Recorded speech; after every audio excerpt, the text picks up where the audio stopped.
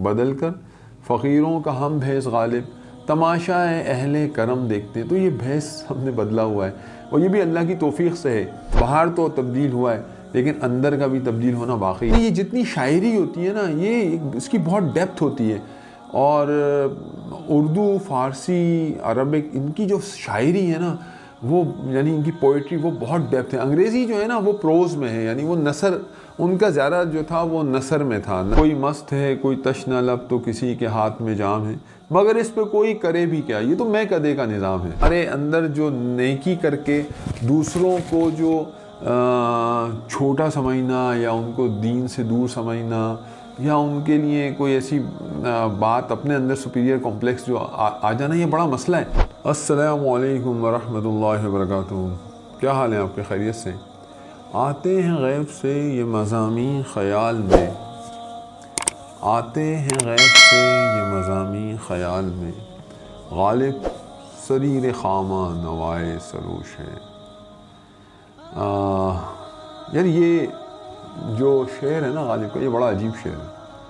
और मैं आपको बताऊं कि जब आप इसका मतलब, तो खैर गालिब की तो शायरी को समझना वो बहुत ही मुश्किल काम है, लेकिन इस शेर का मतलब मैं आपको आसान अल्फाज में बताने की कोशिश करता हूँ कि यार ये जब हम किसी काम में, वो ये कहता है कि मुझे जो मज़ामीन मेरे ख़्याल में आ रहे होते हैं, क्योंकि शायर जो है ना वो एक बहुत हसास तबीयत का मालिक होता है, बहुत ज़्यादा हसास। हम उन चीज़ों को जो हमारे नज़दीक कुछ भी नहीं होती और हम उन्हें बिल्कुल इग्नोर कर रहे होते हैं, हम उन पर तवज्जो भी हमारी नहीं होती। तो लेकिन शायर जो है ना वो उसको बहुत ही चीज़ें, उसको उसका एहसास हो रहा होता है और इसी वजह से वो शायर होता है कि उनको वो बहुत खूबसूरत अल्फाज में जो चीज़ें हम यानी हमारे नज़दीक उनकी कोई हैसियत नहीं होती, लेकिन वो उसको बहुत ही अच्छे अल्फाज में उसको बयान करता है। मैं समझता हूँ एक अच्छा शेर या जो जैसा भी शेर हो, लेकिन वो शेर जो है ना वो फिर एक, यानी किताब लिखने से बेहतर एक शेर होता है कि आप वो शेर उसको वो सुना देता है। यानी एक लंबा मजमून और वो सारी इतनी लंबी करे, तो उसमें उससे बेहतर एक शेर होता है, एक वो सुना देता है, तो बस वो समझने वाले उसको समझ जाते हैं। लेकिन गालिब जैसा इसमें कहता है तो वो मैं आपको बताने की कोशिश करूँगा कि यार जब हम फोकस्ड होते हैं किसी काम में, तो फिर वो अल्लाह की तरफ से जो है ना वो ख़्याल में, आपके जहन में वो मज़ामीन आ रहे होते हैं। तो उनको वो कह रहा है कि मैं फ़रिश्तों के लिखने की आवाज़ जो आती है उसको मैं सुनता हूँ। तो तशबीह दी है, बहरहाल बहुत ज़बरदस्त। गालिब अल्लाह करे समझ में आ जाए। तो मेरे साथ कुछ, खैर गालिब तो बहुत ऊँची चीज़ है। मैं ये बता रहा हूँ कि जब मैं फोकस हुआ इसमें, और ये मेरा पैशन था कि मैं पहले हमने प्रॉपर्टी की कुछ बनाई थी वीडियोस, फिर उसके बाद जो है ना, लेकिन वो पैशन जो है ना वो कुछ आगे का होता है। तो फिर मैंने दूसरे टॉपिक्स पे बात करना शुरू की।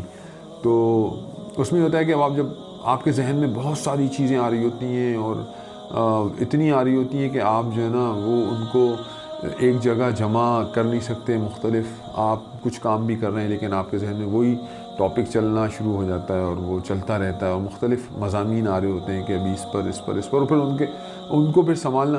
गालिब का तो ये मशहूर था कि उसको जब शेर कोई वो उनके जहन में आता था तो वो एक जो है ना एक गिठान बांध लिया करते थे, और पूरी गज़ल के में अगर 15 अशार हैं तो वो उनमें जो है ना वो गिठानों को खोलते जाते थे और शेर को लिखवा देते थे या पढ़ना शुरू करते थे। तो उनका तो जहन था, हमारे तो है ही नहीं कि अभी यहाँ बैठने से पहले क्या चीज़ आई, और फिर वो एकदम आदमी ब्लैंक हो जाता है और उसकी तैयारी लिख कर और अपने सामने कुछ वो रख कर इस तरह बात करने में ज़्यादा मज़ा नहीं आता। तो बहरहाल आते हैं गैब से ये मज़ामीन ख़याल में, गालिब सरीर ख़ामा नवाए सरोश है। तो मज़ामीन आते रहते हैं और आदमी चाहता है कि उन पर बात करे। तो आज का थोड़ा सा टॉपिक कुछ इस तरह से था कि ये दुनिया है, इसको किसी ने बहुत खूबसूरती से कहा। उसने कहा कि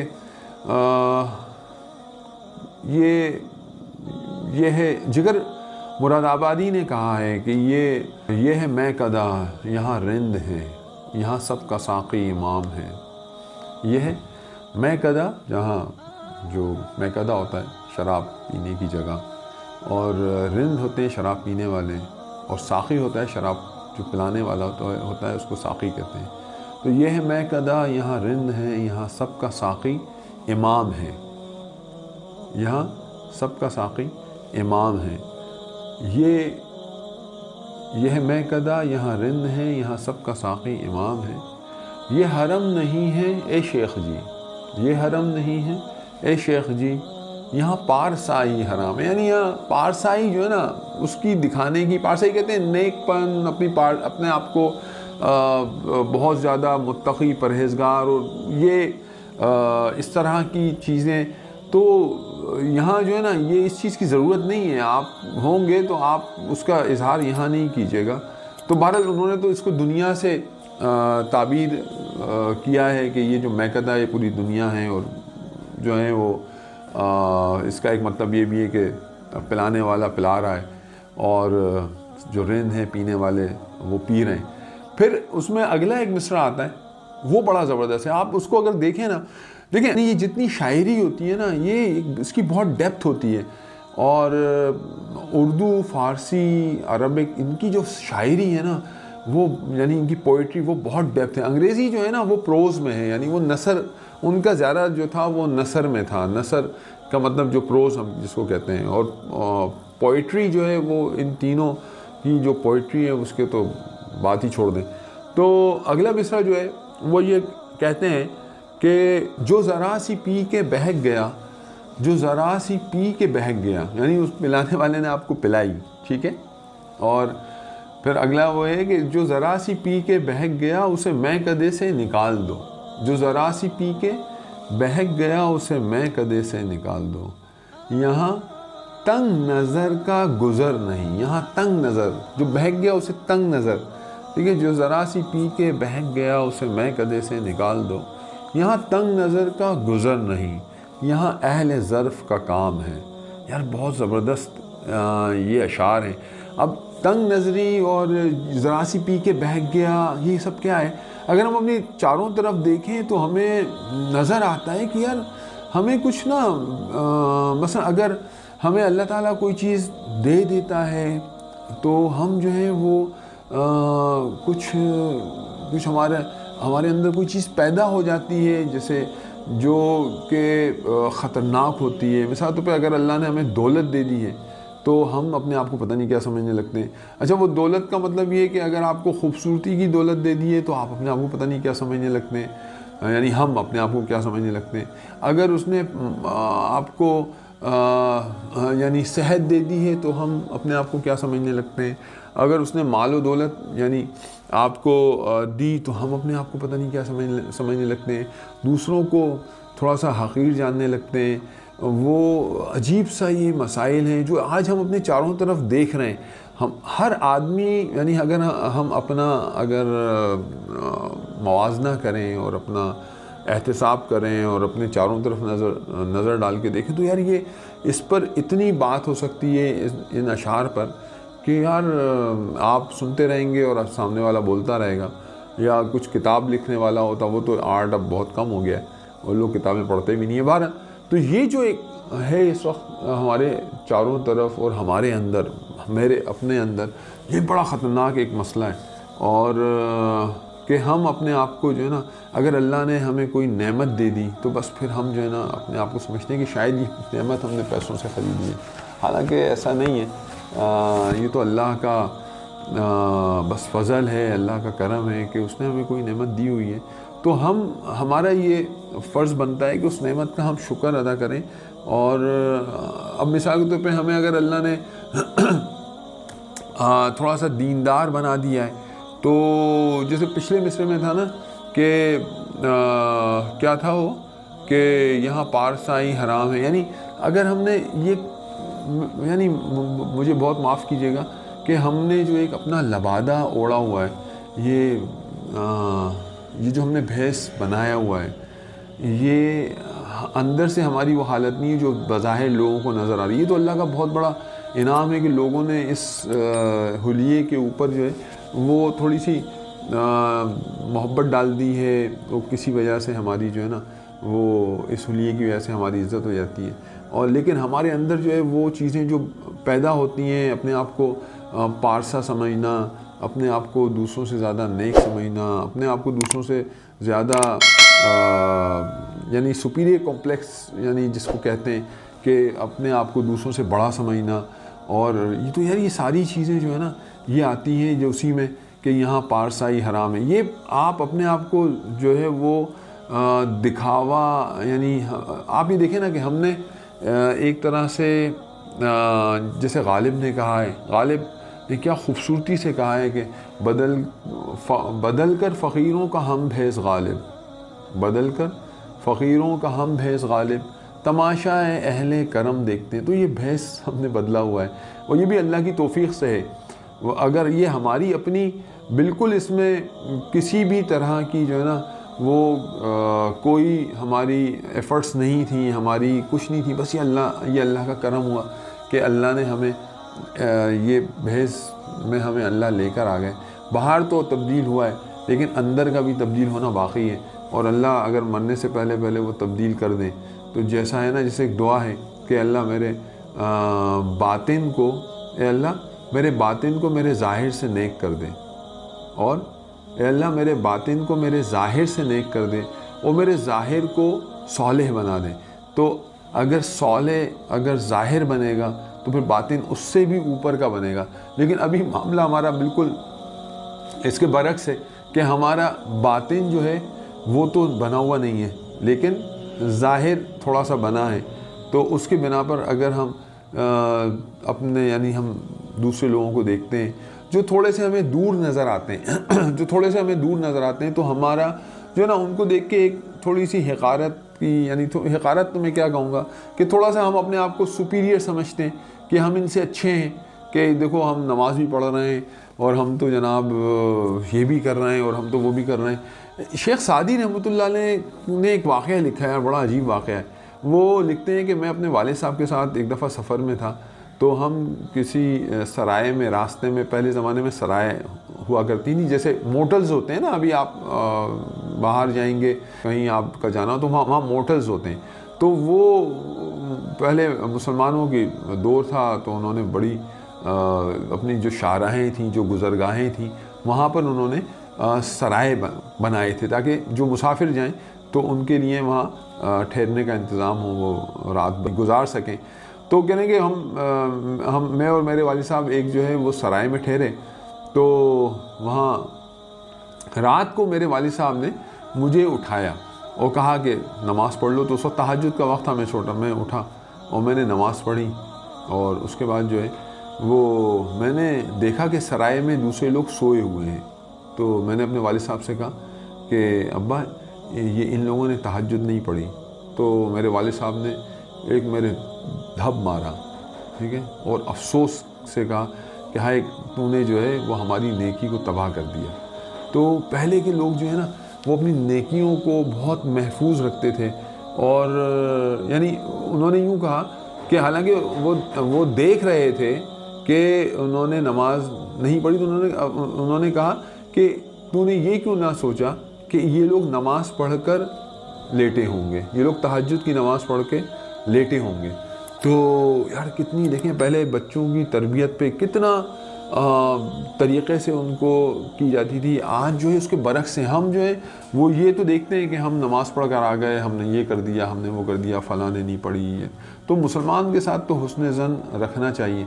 तो मैं बात कर रहा था वही कि ये जो हमने, ये हमारा एक खौल है मेरे ख़्याल में, और उस खौल के ऊपर जो है ना वो हम अपने, एक तो खौल है अंदर से खोखला है, और दूसरा हमारे अंदर जो ये चीज़ आ जाती है कि जी हम दूसरे को थोड़ा अपने से थोड़ा सा नीचे समझते हैं।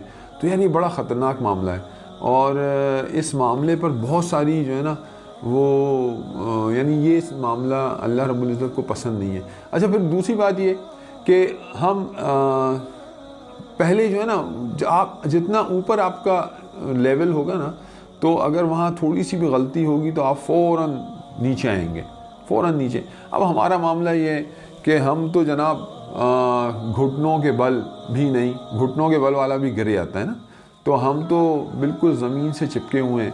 हमें यानी हम अपने आप को ये समझते हैं कि हम बहुत ऊपर हैं और शायद हम आसमानों में उड़ रहे हैं, लेकिन असल हकीकत ये है कि हम तो ज़मीनों से चिपके हुए हैं। तो इस सोच के ऊपर भी जो है वो हमें अल्लाह की तरफ से कोई पकड़, यानी हम गिरते ही यूँ नहीं है कि हम तो ज़मीन से चिपके हुए हैं, अब हम मज़ीद क्या गिरेंगे, हम तो हैं ही गिरे हुए।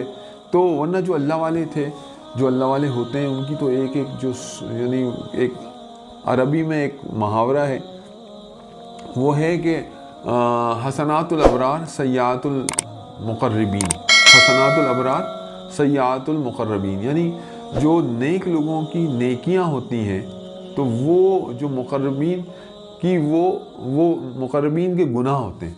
यानी मैं ये समझाना चाह रहा हूँ कि जो अल्लाह से जितने करीब होगा ना, उसकी इतनी सी भी जो कोई इतने से उसके दिल में अगर कोई किसी के लिए ख्याल आ जाएगा तो वो बिल्कुल समझें कि आप वो हम आसमान पे देखते हैं कि वो छोटा सा जो वो जा रहा होता है एक जहाज़, बिल्कुल उसका जो है वो पीछे जो धुआं भी निकल रहा होता है तो वो भी एक लाइन बन रहा होता है, क्योंकि वहाँ पर टेम्परेचर कम होता है, तो वो एक पूरा एक वो ऐसे आप बता देंगे कि ये यहाँ से गुजरा था।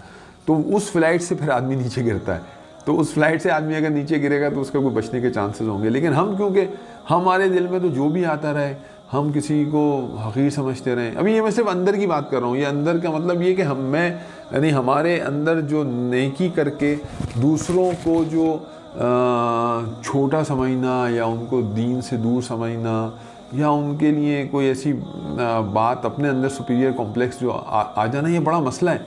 ये जो है ये सबसे कहते हैं कि सबसे आखिर में जो है ना तसव्वुफ़ की दुनिया में ये सबसे आखिर में निकलता है अपने अंदर से मैं की जो है ना, यानी जैसे हम इंग्लिश में एगोइज़म कहते हैं, तो ये चीज़ मैं का खुदी का निकलना, तो ये बहुत ही ज़रूरी है, लेकिन ये हम में से निकल के नहीं देता। तो बहरहाल इस पर बात होती रहेगी। शेख साद, तो मैं आ रहा था इसी शेर पर कि जनाब उन्होंने कहा कि यहाँ जो है ना पारसाई नहीं चलेगी यहाँ, और जो कम यानी यहाँ कम नज़र का गुज़र नहीं, यहाँ अहले ज़र्फ़ का काम है। तो कम नज़र यही कि थोड़ी सी कोई चीज़ मिल गई तो वो उसने जो है ना उसका ढंडोरा पीटना शुरू कर दिया और अपने आप को ऊंचा करना शुरू कर दिया, दूसरों को छोटा समझना शुरू कर दिया। फिर अगला इसका जो मिसरा है ना वो बहुत ज़बरदस्त है, वो ये है कि कोई मस्त है कोई तश न लब, कोई मस्त है कोई तश न लब, तो किसी के हाथ में जाम है। कोई मस्त है कोई तश न लब, तो किसी के हाथ में जाम है।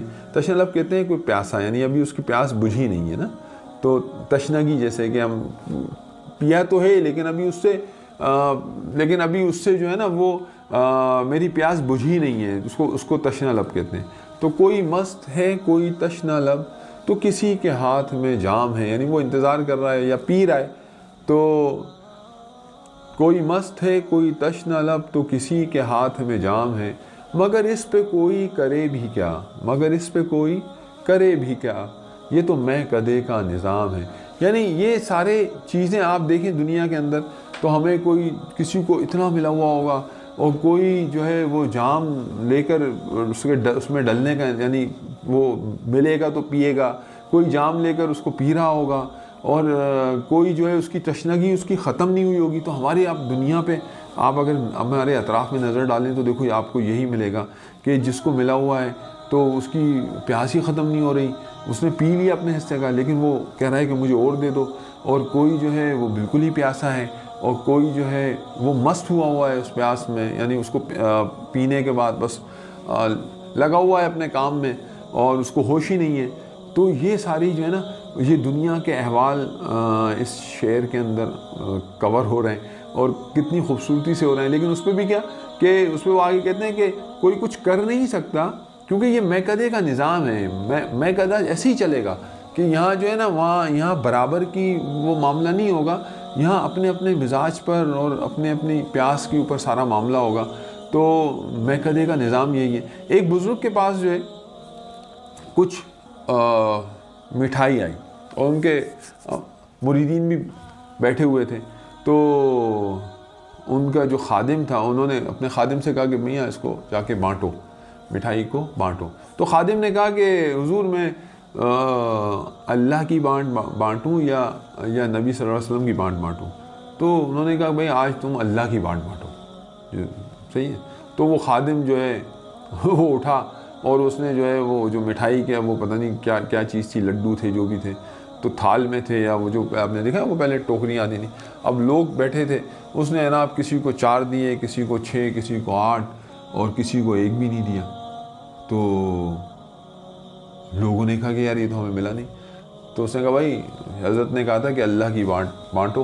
तो अल्लाह की बाँट तो ऐसी ही होती है कि किसी को 1 देते हैं, किसी को 6 देते हैं, किसी को 5 देते हैं, किसी को देते ही नहीं है। तो बस उस पर तो हमें शुक्र करना है, मिल गया तो भी शुक्र करना है, नहीं मिला तो भी हमें शुक्र करना है और सब्र करना है। तो उसने कहा कि भाई जो जो जो जो सब्र करेगा उसके साथ अल्लाह हो जाएंगे, और जो शुक्र करेगा अल्लाह उसकी नेमत को बढ़ाएंगे। तो फ़ायदा तो दोनों में, आपको मिल गया तो भी आप शुक्र करो, नहीं मिला, यानी वो कहते हैं कि मुसलमान की हालतें 2 हैं, या तो वो सब्र करेगा या वो शुक्र करेगा, और इसके अलावा कोई हालत है ही नहीं। तो मुसलमान के तो मज़े हैं। तो ये बात यूँ बीच में आई कि ये जो है ना कोई मस्त है, कोई तश्न लब तो किसी के हाथ में जाम है, मगर इस पर कोई करे भी क्या, ये तो मैं कदे का निज़ाम है। तो इसमें किसी को मिल गया किसी को नहीं मिला, तो ये मैं कदे का निज़ाम है, इसमें आप कुछ कर, इस पर आप अमल दखल आप कर नहीं सकते, आप चाहें भी तो आप नहीं कर सकते। तो बहरहाल तो अल्लाह जो है ना वो हमें थोड़ी सी इसमें समझ अता फ़रमाए, और हम जो है वो अपने सुपीरियर कॉम्प्लेक्स में से हम अपने आप को निकालें, और अल्लाह ने जो ये हमें चीज़ें जो हमें अता की हैं, और ये बहुत ही आप समझें कि इसमें हमारा कोई कमाल नहीं है। आप यकीन माने, ये जो मैं जिस हुलिये में बैठा हूँ या मैं जिस तरह की बातें कर रहा हूँ, ये सारी की सारी अल्लाह की देन है। इसके अंदर मेरा कतन कोई कमाल नहीं है, मेरी कोई इसमें कोई कहते हैं ना कि स्किल्स हैं या कुछ भी नहीं, ये तो सब अल्लाह की तरफ से है, ये सब अल्लाह का दिया हुआ है। और अब इस पर अगर मैं जो आज इंसान आमाल करता है, भाई वो हज पे जा रहा है, उम्रे कर रहा है, नमाज़ें पढ़ रहा है, तहज्जुद गुज़ार है, तो वो तहज्जुद गुज़ार भी जो है ना वो दूसरे को ये ना देखे कि ये तहज्जुद पढ़ता है, ये नहीं पढ़ता तो मैं उससे अच्छा हूँ, और ये नहीं करता तो मैं उससे अच्छा हूँ। जिसके दिल में कहते हैं कि जिसके दिल में कलिमा है वो तो बहुत ही ज़्यादा समझे ताज़ीम का हक़दार है, और उसकी ताज़ीम करना चाहिए। लेकिन वही बात है कि उस पर जब हम उस मुकाम पे पहुँचेंगे जहाँ ये सारी बातें खुलेंगी, तो जब हमारे समझ में आएगा। अभी तो हम बिल्कुल सतही लेवल पर हैं और बस कोशिश कर रहे हैं उठने की, लेकिन क्योंकि हमारे आमाल ऐसे नहीं है कि हम उठ के खड़े हो सकें, तो हम तो लेटे हुए हैं, और फिर हम लेटे लेटे ही समझ रहे हैं कि जी हम तो बहुत ही ऊँचे हैं। बहरहाल इंशाल्लाह आपसे बात चलती रहेगी। ये थोड़ा सा इसकी लेंथ थोड़ी सी लंबी हो रही है, तो इंशाल्लाह फिर मिलेंगे। अस्सलाम वालेकुम।